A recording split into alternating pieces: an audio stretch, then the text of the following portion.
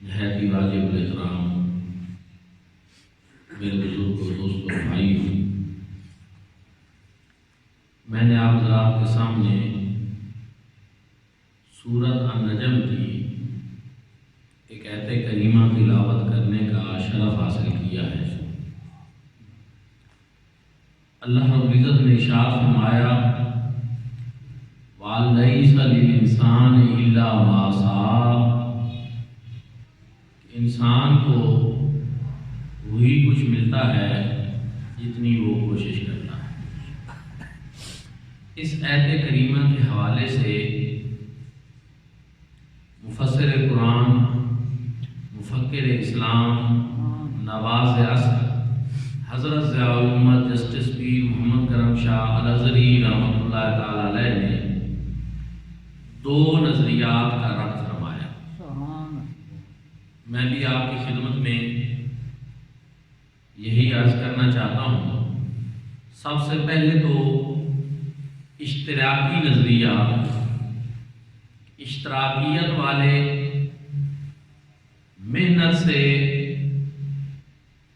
محنت کو ضرورت سے زیادہ جو ہے وہ اہمیت دیتے ہیں، اور ان کا کہنا یہ ہے کہ ہر انسان کو وہی کچھ ملنا چاہیے جتنی وہ کوشش کرتا ہے، اس کے دیگر اثاثے جو بغیر کسی کوشش کے ہوں وہ اس کے پاس نہیں ہونے چاہیے۔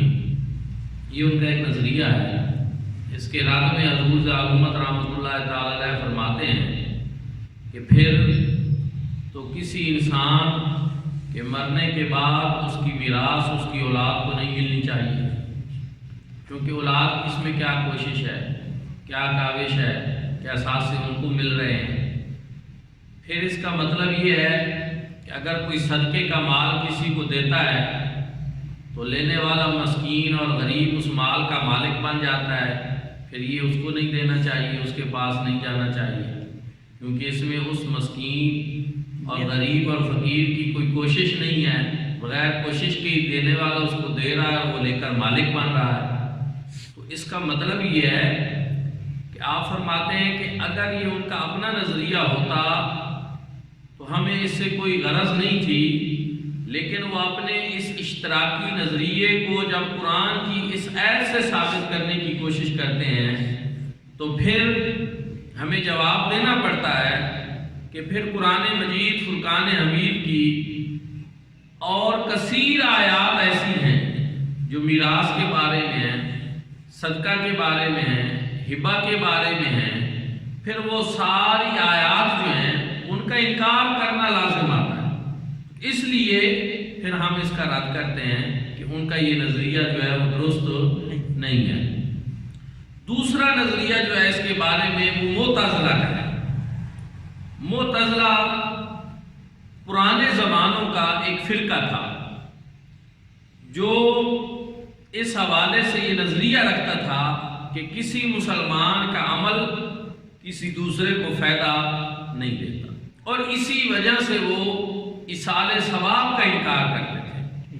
تو حضور ضیاء الامت رحمۃ اللہ تعالی علیہ نے یہاں اس موقع پر بہت ساری آیات قرآنی اور احادیث مبارکہ سے ان کے اس نظریے کا بھی رد فرمایا کہ ان کی یہ بات درست نہیں ہے کہ کسی کا عمل کسی کو فائدہ نہیں پہنچاتا، اس لیے کہ سب سے پہلے تو یہ آیت کریمہ جو ہے یہ حضرت ابراہیم علیہ السلام اور حضرت موسیٰ علیہ السلام کے جو صحیفے تھے ان میں یہ موجود تھی، تو یہ پہلی امتوں کی بات ہے۔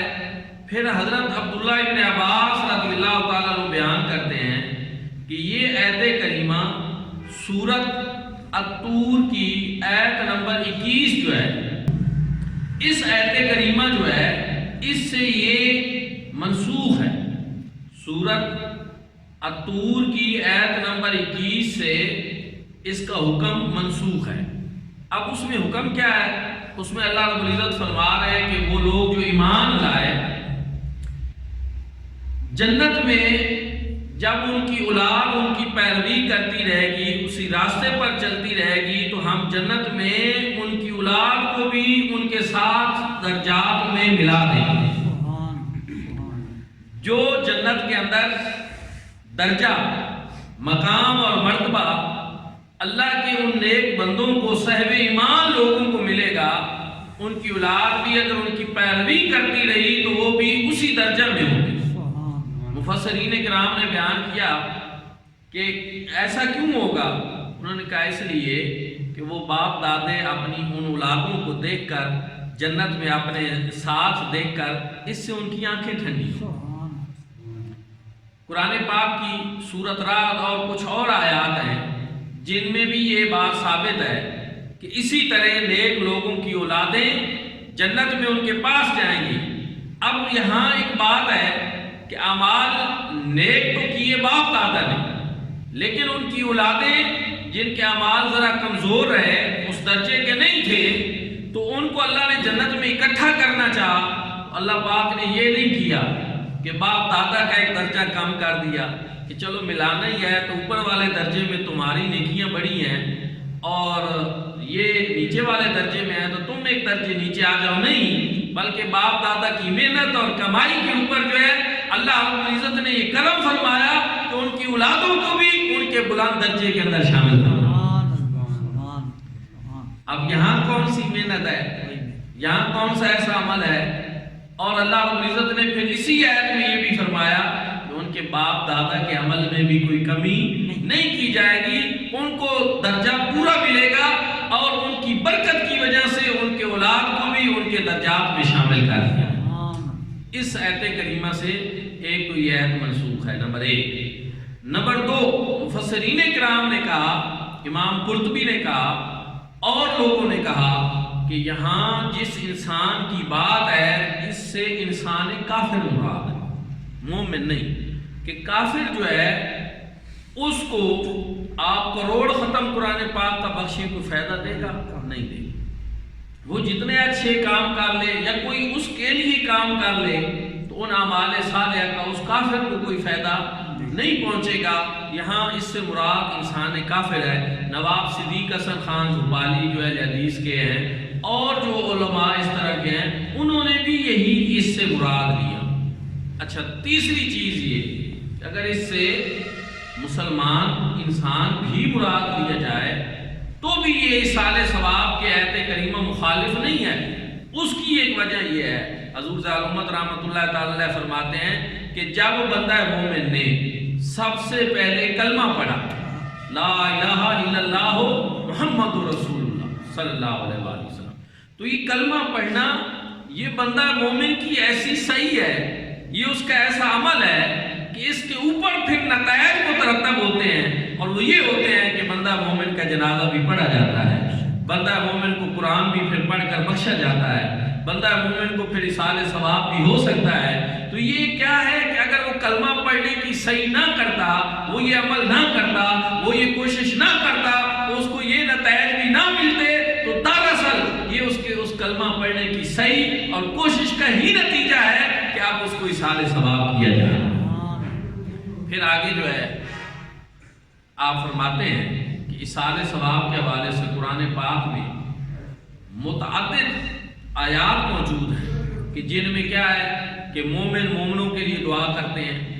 انبیاء کرام نے اپنے لیے دعا کی، حضرت ابراہیم علیہ السلام کی دعا آپ دیکھیں، ربنا اغفر لی ولوالدی وللمؤمنین یوم یقوم الحساب، اللہ میری مغفرت فرما، میرے والدین کی مغفرت فرما اور قیامت والے دن سارے مومنوں کی مغفرت۔ اب اگر دعا کا کوئی فائدہ نہیں تو یہ ایک پیغمبر اپنے لیے، اپنے والدین کے لیے اور سارے مومنوں کے لیے دعا کیوں کر رہا ہے؟ اور پھر قرآن پاک میں صدیوں بعد اس دعا کو پھر کیوں ذکر کیا جا رہا ہے؟ اور پھر ہر نماز میں ہم اس دعا کو کیوں مانگتے ہیں؟ اگر اس کا فائدہ نہیں ہے کسی دوسرے کے عمل کا تو پھر دوسرے کے لیے ایسی دعا کرنے کا کیا مقصد؟ پھر حضرت موسیٰ علیہ السلام کی دعا موجود ہے، حضرت ہارون علیہ السلام کے بارے میں جو ان کے بھائی تھے، اپنے بارے میں بھی اپنے بھائی کے بارے میں، رب اغفر لی ولأخی وادخلنا فی رحمتک وانت ارحم الراحمین، کہ اللہ میری مغفرت فرما اور میرے بھائی کی بھی مغفرت فرما اور ہم دونوں کو جو ہے جنت کے اندر اکٹھے داخل کر، بہت زیادہ رحم فرمانے والا ہے۔ تو یہ کیا ہے؟ یہاں اپنے بھائی کے لیے دعا کی جا رہی ہے، تو قرآن پاک میں انبیاء کی دعائیں ہیں، والدین کے بارے میں، بھائیوں کے بارے میں، مومنوں کے بارے میں، اور قرآن پاک میں موجود ہے۔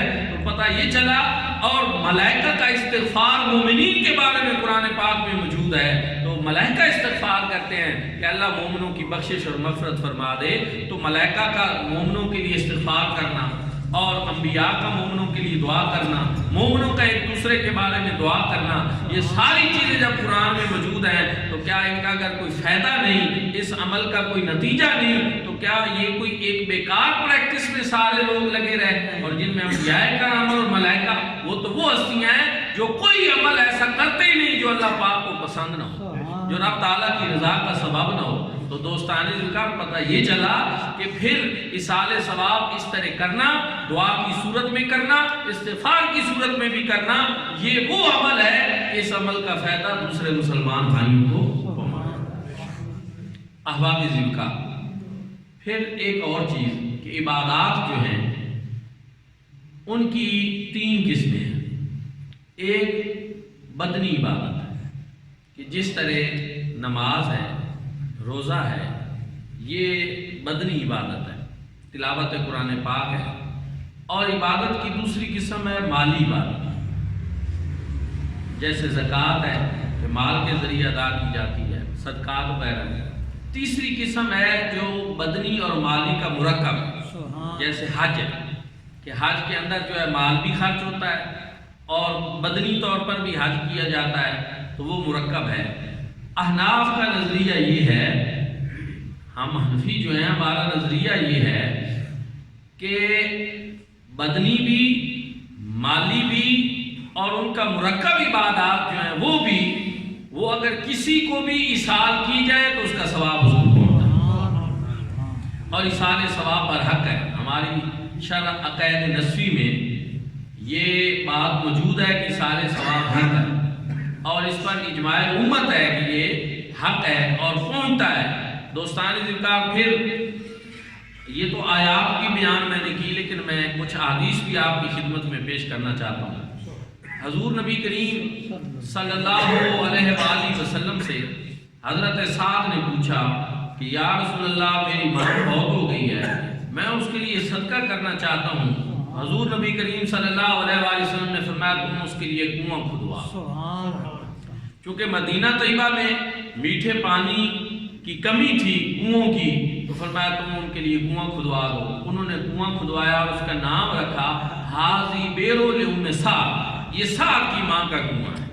تو دوستان ذکر، ایک تو پتہ ہی چلا کہ سارے ثواب والی چیز پہ کسی کا نام لے دینا کہ یہ فلاں کے ثواب کے لیے، اس سے کوئی شرک لازم نہیں آتا، یا یہ کسی غیر اللہ کے لیے نہیں ہو جاتی، بلکہ اس سے مقصود یہ ہوتا ہے کہ اس چیز کا ثواب جو ہے وہ فلاں شخص کو پہنچے، یا پھر وہ کام کیا تو اللہ پاک کی رضا کے لیے، مقصود ایصال ثواب ہو۔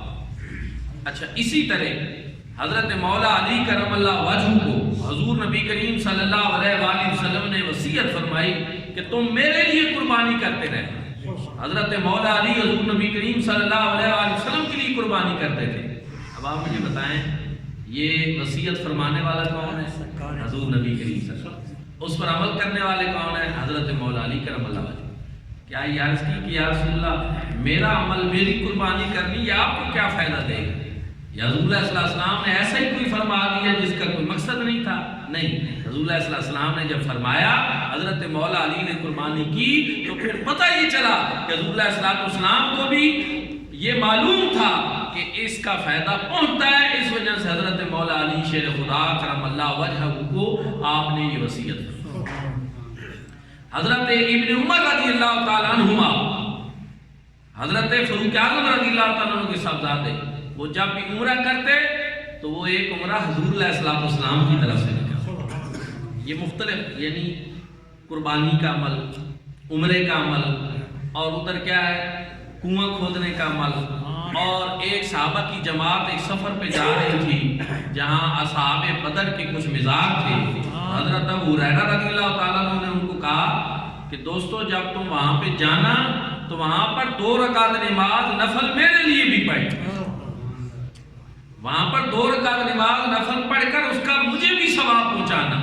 اب اس سے ایک پتہ یہ چلا کہ فوت شدہ کو بھی ایصال ثواب کیا جا سکتا ہے اور زندہ کو بھی کیا جا سکتا ہے. جیسا کہ جب ہم نماز پڑھتے ہیں دعا مانگتے ہیں ربنا اغفر لی ولوالدی وللمؤمنین یوم یقوم الحساب، اس میں کیا ہوتا ہے کہ دعا مانگنے والے شخص کا والد زندہ ہوتا ہے، والدہ بھی زندہ ہوتی ہے، وہ ان کے لیے دعا کر رہا ہے. بعض ایسے ہوتے ہیں جن کا والد فوت ہو چکا ہوتا ہے، والدہ زندہ ہوتی ہے. بعض ایسے ہوتے ہیں جن کا والد زندہ ہوتا ہے، والدہ فوت ہو چکی ہے. اور بعض ایسے ہوتے ہیں جن کے والد اور والدہ دونوں فوت ہو چکے ہوتے ہیں. لیکن سارے یہ دعا مانگتے ہیں، کسی کو روکا نہیں گیا. کیوں؟ اس لیے کہ ایصال ثواب یہ ایسا عمل ہے جو زندوں کے لیے بھی ہو سکتا ہے اور فوت شدگان کے لیے. جیسا کہ حضرت ابو ہریرہ صحابہ کرام نے یہ تو نہیں کہا کہ جناب آپ تو ابھی زندہ ہیں، اب آپ کو نفل پڑھ کے کیسے بخشتے رہے. نہیں، فرمایا میرے لیے بھی 2 رکعت نماز. تو اس سے پتہ ہی چلا کہ ہر طرح کی عبادت جو ہے، نیک عمل جو ہے، اس کو ایصال ثواب کیا جا سکتا ہے. قرآن پاک پڑھ کر بخشنا، اس کے بارے میں شرح الصدور میں علامہ امام جلال الدین سیوطی رحمۃ اللہ تعالی علیہ نے بہت ساری احادیث مبارکہ ذکر کی ہیں اور ایصال ثواب کی حدیث ذکر کی ہیں. ایک وسیع ذخیرہ اس کے اوپر موجود ہے. حضور نبی کریم صلی اللہ علیہ وآلہ وسلم نے ارشاد فرمایا مل میت فی القبر الا کالغریق المتغوص، کہ مرنے والا جو ہے وہ قبر میں اس شخص کی مانند ہوتا ہے جب کوئی ڈوب رہا ہو اور وہ پکار رہا ہو کہ آؤ میری مدد کرو، آؤ میری مدد کرو. وہ منتظر ہوتا ہے اپنے ماں، اپنے باپ، اپنے بھائی اور اپنے دوستوں کی دعاؤں کا. اور جب اس کے ماں، باپ، دوست، بھائی اس کے لیے دعا کرتے ہیں تو فرمایا یہ بات اس کو دنیا و ما فیہا سے زیادہ بہتر ہے. اور پھر اللہ رب العزت ان دوستوں اور بھائیوں اور بعد والوں کی دعاؤں کی وجہ سے اللہ رب العزت ان کی قبروں کے اوپر رحمتوں کے پہاڑ نازل فرما ہے. اور پھر اس کو بتایا جاتا ہے کہ یہ تیرے ان دوستوں کی وجہ سے ہے، تیرے ان بھائیوں کی وجہ سے ہے. اور دوستان ذکر یہی وجہ ہے کہ جو فوت شدہ ہے یہ اس کا حق ہے اس کے دوستوں کے اوپر کہ اس کے لیے دعا کریں، زندوں کے اوپر کہ وہ اس کے لیے دعا کریں. ایک شخص جو ہے اس کے درجات قبر میں بلند ہوئے، اس نے پوچھا کہ میرے یہ درجات کیسے بلند ہوئے، یہ مقام اور مرتبہ مجھے کیوں مل رہا ہے؟ اس کو بتایا گیا کہ استغفار والدک لک، کہ یہ تمہارا جو بیٹا تم پیچھے چھوڑ آئے ہو وہ تمہارے لیے استغفار کرتا ہے تو اس کی وجہ سے اللہ پاک تمہارے درجات کو بلند کرتا ہے.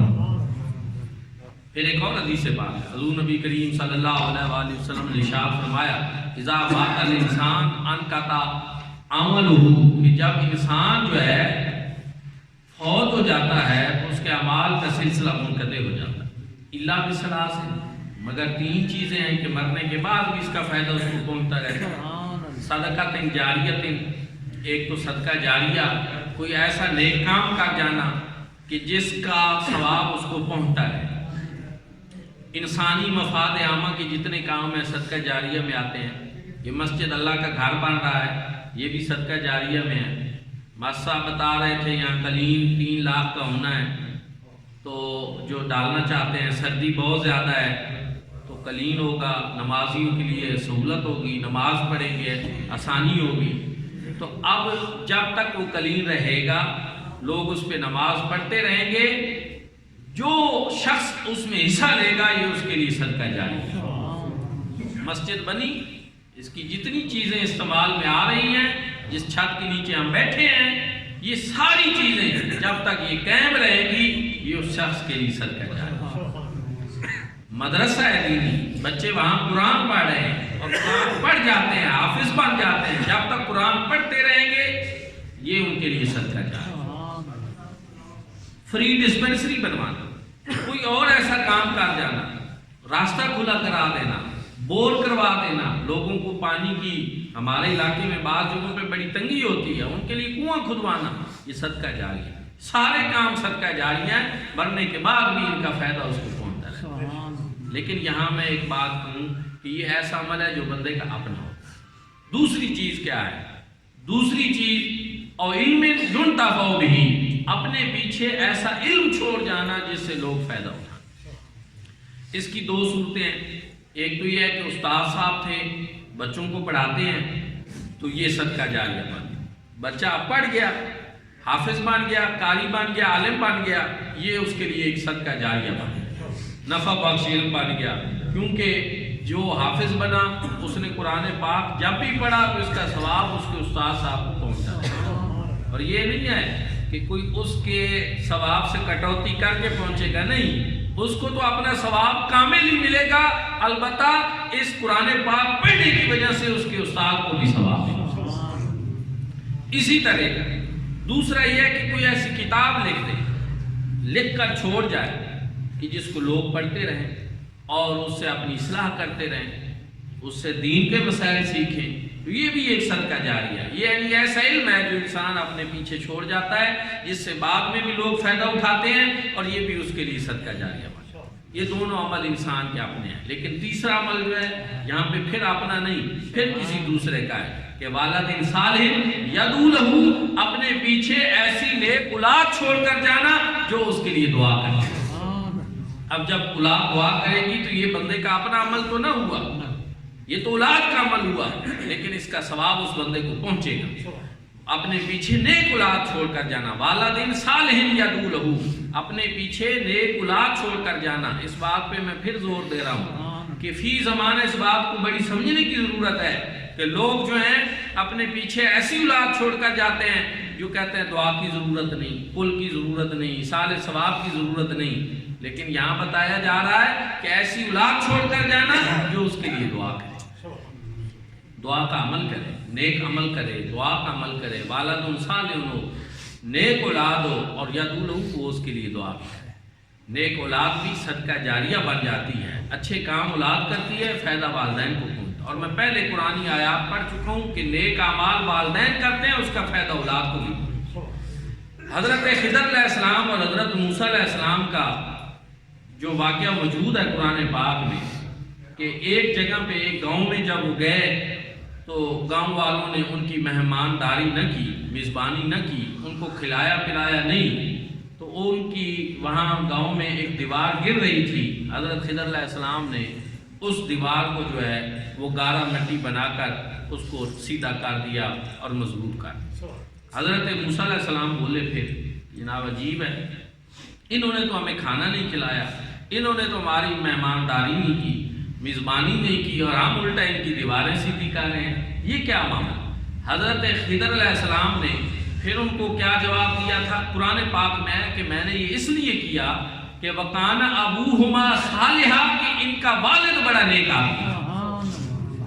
اب امام راضی بیان کرتے ہیں کہ یہ نہیں کہ ان کا فوری والا والد جیسے ایک بندے کا ہوتا ہے نا کہ باپ نہیں، کیونکہ عرب کی دنیا میں یہ باپ بھی باپ، دادا بھی باپ، پردادا بھی باپ، اور اس طرح یہ باپ جو ہے نا اس کا استعمال بہت اوپر تک ہوتا ہے. وہ فرماتے ہیں کہ وہ ان کی 7ویں پشت میں تھا. جو بچے تھے جن کی وہ اب دیوار تھی وہ اس باپ کی 7ویں پشت میں سے تھے جو نیک انسان تھا. اور حضرت خضر علیہ السلام اب ان کی دیواریں سیدھی کر رہے ہیں، ان کا یار باپ بڑا نیک. اب اس سے پتہ ہی چلا کہ ایک نیکی جو باپ دادا کر کے گئے اس کا فائدہ بعد میں 7 پشتوں بعد بھی ان کی اولاد کو پہنچ رہا ہے، اس عمل کا فائدہ ان کو پہنچ رہا ہے. اور قرآن پاک میں اللہ رب العزت بیان فرما رہا ہے. تو اس سے یہ پتہ بھی چلا کہ یہ سمجھنا کہ کسی کا عمل کسی دوسرے کو فائدہ نہیں دیتا، مرنے کے بعد سارے اعمال کا سلسلہ ختم ہو جاتا ہے اور اب کوئی ایصال ثواب کی ضرورت نہیں، کوئی اس کو پڑھ کے بخشنے کی ضرورت نہیں، ذکر اذکار کی ضرورت نہیں. تو یہ کوئی قرآنی تصور نہیں ہے، یہ خود ساختہ گھڑے ہوئے تصور ہیں. قرآن تو پڑھ کر بخشنے کی، ایصال ثواب کرنے کی، قرآن و سنت جو ہیں وہ تو تحسین فرما رہے ہیں. کیسے؟ والذین جاؤوا من بعدہم یقولون ربنا اغفر لنا ولإخواننا الذین سبقونا بالایمان. رب تعالیٰ نے ان مومنوں کی شان بیان فرمائی کہ کتنے اچھے مومن ہیں وہ، کتنے قابل تحسین ہیں وہ جو بعد میں آنے والے ہیں، اور ان سے پہلے جو اس دنیا سے چلے گئے وہ اپنے ان مومن بھائیوں کے لیے دعائے مغفرت کریں کہ اللہ ان کی بخشش اور مغفرت کرے جو ہم سے پہلے اس دنیا سے چلے گئے. تو جو اس دنیا سے پہلے چلے گئے ان کے لیے جو مسلمان بھائی ان کے بعد جو ہیں وہ دعائے مغفرت کر رہے ہیں، ان کو ایصال ثواب کر رہے ہیں، اللہ رب العزت ان کی اس بات کو بڑا پسند فرمائے۔ اللہ پاک تو پسند فرمائے کہ فوت شدہ مومنوں کے لیے ان کے مومن بھائی بعد میں ان کے لیے دعائیں کریں، لیکن آج کا کوئی انسان اس بات کو پسند نہ کرے تو یہ کتنی عجیب بات ہے اور حیران کن بات ہے کہ جب اللہ بھی پسند کر رہا ہے اور اس کے محبوب کریم صلی اللہ علیہ وسلم بھی پسند کر رہے ہیں۔ حدیث پاک میں ہے اور صحیح حدیث پاک ہے کہ حضور نبی کریم صلی اللہ علیہ وآلہ وسلم کے ایک صحابی حضرت ماعز بن یسار المزنی رضی اللہ تعالیٰ عنہ ان پہ حق جاری اور اس کے نتیجے میں ان کا وصال ہو گیا۔ تو حدیث پاک میں 2 دن گزرے یا 3 دن گزرے، حضور علیہ الصلوۃ والسلام اس کے گھر تشریف لے گئے، صحابہ کرام وہاں پہلے سے بیٹھے تھے۔ اس سے پتہ ہی چلا کہ فوت شدہ کے گھر میں وہاں تعزیت کے لیے جا کر بیٹھنا یہ صحابہ کرام کا بھی طریقہ ہے اور حضور نبی کریم صلی اللہ علیہ وسلم کی بھی سنت مبارک۔ صحابہ کرام بیٹھے تھے، حضور علیہ الصلوۃ والسلام بھی وہاں پر تشریف لے گئے، لیکن تشریف لے جانے کے بعد حضور علیہ الصلوۃ والسلام نے ارشاد فرمایا استغفروا لماعز، اور سارے ماعز کے لیے دعائیں مغفرت۔ ہم بھی اپنے اس عرف میں بھی یہ بات دیکھتے ہیں کہ لوگ بیٹھے ہوتے ہیں اور باہر سے آنے والا کیا کہتا ہے کہ دعائیں مغفرت یا فاتحہ شریف، اس سے مراد بھی یہی ہوتا ہے کہ ایصال ثواب کرنا، دعائیں مغفرت، یا کلام پڑھیں اس سے بھی ہمارا مراد یہی ہوتا ہے اس کے لیے دعائیں مغفرت کریں، کچھ پڑھ کر اس کو بخشیں۔ تو حضور علیہ الصلوۃ والسلام نے وہاں پہ حضرت ماعز کے لیے کیا کیا؟ دعا فرمائی۔ صرف خود دعا نہیں کی، صحابہ کو حکم دے کر استغفروا لماعز، اور سارے ماعز کے لیے دعائیں مغفرت کریں، سب کو فرمایا، جمع کا صیغہ ہے۔ کیوں؟ اس لیے کہ حضور علیہ الصلوۃ والسلام اگر خود اس کے لیے دعا فرما دیتے تو حضور علیہ الصلوۃ والسلام کی دعا اس کے حق میں قبول ہی قبول تھی۔ یہ ہو ہی نہیں سکتا کہ اللہ کے محبوب کسی کے لیے دعائیں مغفرت کریں، بخشش کی دعا کریں اور اس کو فائدہ نہ پہنچے، کیونکہ ام المومنین سید عائشہ صدیقہ رضی اللہ تعالی عنہا فرماتی ہیں کہ میں نے حضور علیہ الصلوۃ والسلام کی کوئی ایسی خواہش نہیں دیکھی، کوئی ایسی بات نہیں دیکھی کہ اللہ کے محبوب نے خواہش کی ہو اور اللہ پاک نے اس کو پورا نہ فرمایا۔ اور قرآن پاک بھی اس بات کے اوپر گواہی دے رہا ہے کہ حضور علیہ الصلوۃ والسلام نے زبان سے تو جو کہا اللہ نے پورا کیا ہی۔ حضور علیہ الصلوۃ والسلام کے تو دل میں صرف خیال آیا تھا کہ اللہ پاک اس کو قبلہ کو بیت المقدس سے جو ہے وہ بیت اللہ کو بنا دے، تو اللہ رب العزت نے تو حضور علیہ الصلوۃ والسلام کے دل کے اس خیال کو بھی پورا فرما دیا۔ قد نرا تقلب وجهك في السماء فلنولينك قبلة ترضاها۔ حبیب پیارے، یہ جو رخ اٹھا کر آسمان کی طرف دیکھ رہے ہیں، آپ جدھر رخ پھیر دیں گے ہم ضرور بے ضرور اسی کو قبلہ بنا دیں گے۔ اسی لیے حضرت تاجدار گولڑا پیر میں علی شاہ صاحب نے بڑی خوبصورت بات کی کہ کوئی پانی روڑ دیتا ہک تیرے ویکھن تے رب کعبہ موڑ۔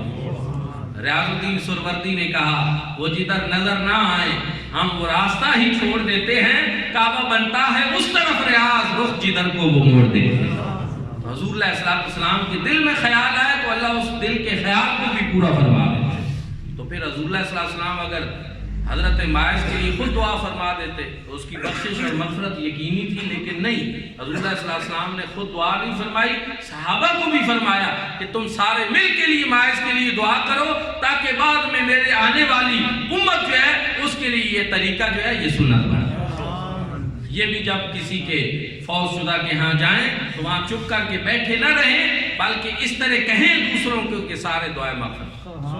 اور آج بھی امت الحمدللہ حضور علیہ الصلوۃ والسلام اور صحابہ کے اسی طریقے کے اوپر عمل کر رہے ہیں، اور یہ صحیح حدیث پاک ہے جو میں آپ کی خدمت میں پیش کر رہا ہوں۔ اور اس کا تو بڑا کہ وہ چونکہ ان پہ حد جاری ہوئی تھی تو حضور نبی کریم صلی اللہ علیہ وآلہ وسلم نے ارشاد فرمایا تھا حضرت ماعز نے ایسی توبہ کی ہے کہ اگر اس کی توبہ کو اللہ نے اتنا پسند کیا ہے کہ اگر ساری امت کے گناہوں کے اوپر پھیلا دیا جائے تو وہ ایک توبہ ہی ساری امت کے گناہوں کے لیے کر۔ یہ وہ صحابی ہیں جن کے فوت ہونے پہ حد جاری ہونے کے بعد حضور علیہ السلام تشریف لے گئے اور وہاں پہ آپ نے ایصال ثواب کیا تھا۔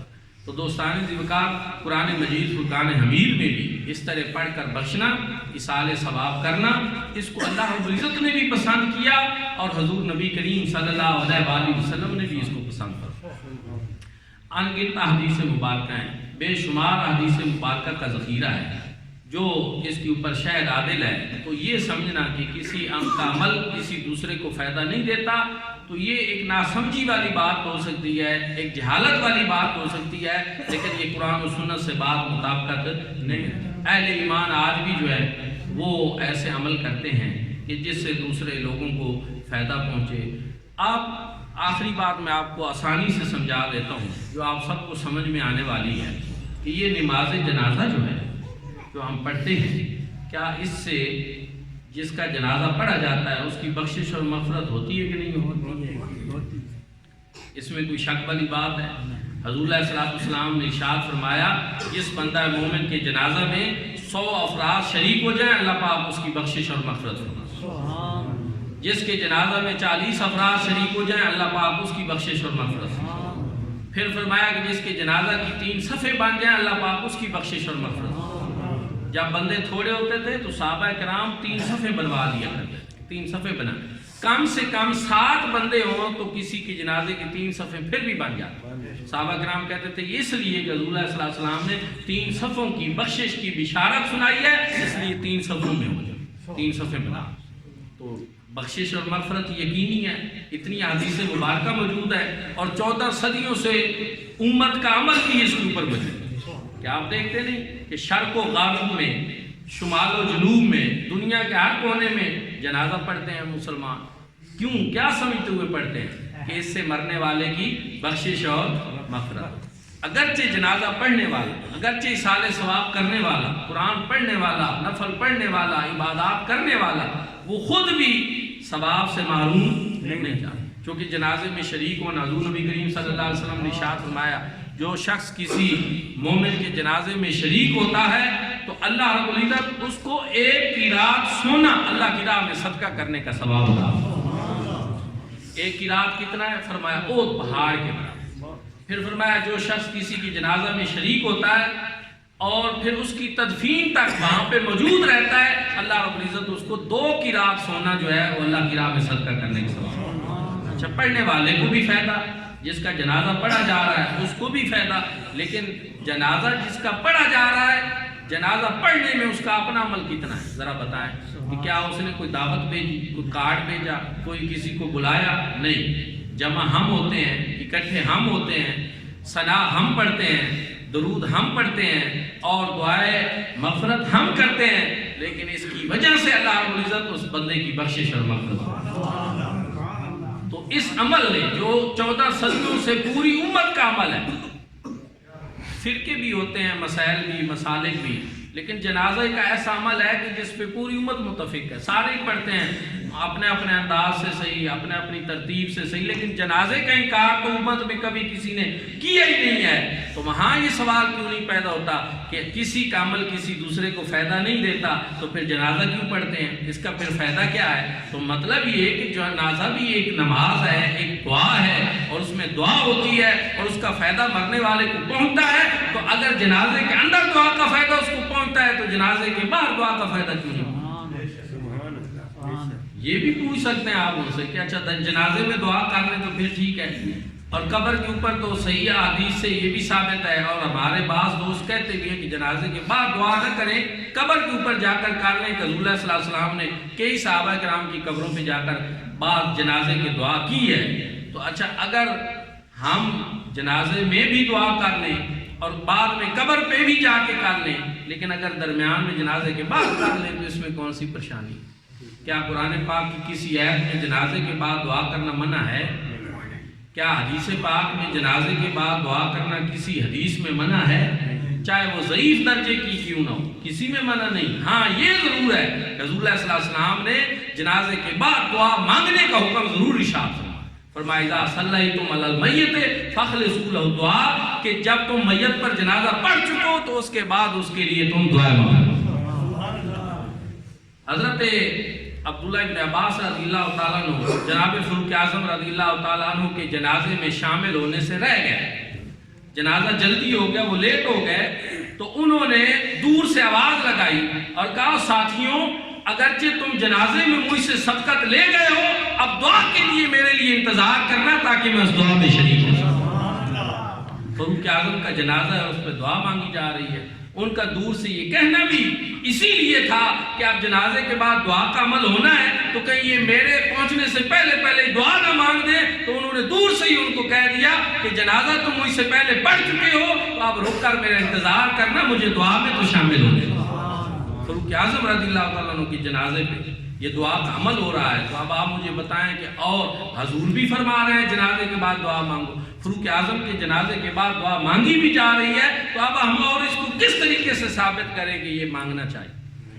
قرآن مجید فرقان حمید میں اللہ رب العزت نے ارشاد فرمایا فَإِذَا فَرَغْتَ فَانْصَبْ، کہ جب تم نماز پڑھ چکو تو پھر تم اللہ رب العزت کی بارگاہ میں دعا مانگو۔ یہ قرآن پاک میں اللہ رب العزت کا حکم ہے کہ نماز کے بعد اللہ سے دعا مانگو۔ تو کیا جنازہ جو ہے یہ نماز نہیں ہے؟ آپ حدیث کی ساری کتابیں دیکھیں اور تفسیر کی بھی دیکھیں، وہاں کسی میں صرف جنازہ نہیں لکھا ہوا، ہر جگہ لکھا ہوا ہے صلاۃ الجنازہ، صلاۃ الجنازہ۔ حرم شریف میں اب بھی جب وہاں پہ جنازہ آتا ہے تو وہ کیا کہتے ہیں کہ صلاۃ الجنازہ پڑھنی، اب بھی وہ کہتے ہیں صلاۃ الجنازہ پڑھ، نماز جنازہ۔ ہر ایک کو پتہ ہے، ہر خاص و عام کو پتہ ہے کہ یہ نماز جنازہ ہے، اگرچہ اور فرض بھی ہے، اگرچہ فرض کفایہ ہے۔ تو قرآن یہ کہتا ہے کہ فرض نماز کے بعد تم دعا اللہ سے مانگو، تو پھر اس سے اگر کوئی جنازے کے بعد بھی دعا مانگ لے تو کیا اس کا مطلب ہے کہ اس نے غلط کیا؟ نہیں، اس نے اللہ کے حکم پہ بھی عمل کیا اور اللہ کے رسول کے حکم پہ۔ ایک سوال اور ہے وہ پیدا ہوتا ہے ذہن میں کہ جب جنازے میں آپ نے دعا مانگ لی تو پھر جنازے کے بعد دعا مانگنے کی ضرورت ہی کیا ہے؟ مانگ جو لی تو پھر بندہ یہ کہہ سکتا ہے کہ اللہ فرما رہا ہے کہ فرض نماز کے بعد دعا مانگو، تو نماز میں ہم دعا کوئی نہیں مانگتے۔ اہدنا الصراط المستقیم پہلی دعا ہے جو ہم فاتحہ میں مانگتے ہیں، اللہ میں سیدھے راستے پہ چلا۔ پھر اس کے بعد جو ہے ربنا اغفر لی ولوالدی وللمؤمنین یوم یقوم الحساب، یہ دوسری دعا ہے جو ہم مانگتے ہیں۔ دو نماز میں دو دعائیں مانگنے کے بعد بھی رب فرما رہا ہے اب نماز پڑھنے کے بعد بھی تیسری دعا بھی مانگو، تو پھر ہم مانگتے ہیں۔ تو پتہ یہ چلا کہ اگر دو نماز میں دعائیں مانگنے سے اور بعد میں تیسری کی گنجائش باقی رہتی ہے اور مانگ سکتے ہیں، تو جنازے میں بھی ایک دعا مانگنے کے بعد میں دوسری دعا بھی آپ مانگ سکتے ہیں۔ تو یہ عمل ایسے ہیں جو خیر اور برکت کے ہیں، مومنوں کو فائدہ پہنچتا ہے، اور قرآن مجید فرقان حمید اور حدیث مبارکہ کا ذخیرہ اس کے اوپر موجود ہے۔ تو سب کو چاہیے کہ ایسے عمل خیر کا حصہ بنا کریں، نہ کہ رکاوٹ بنا کریں۔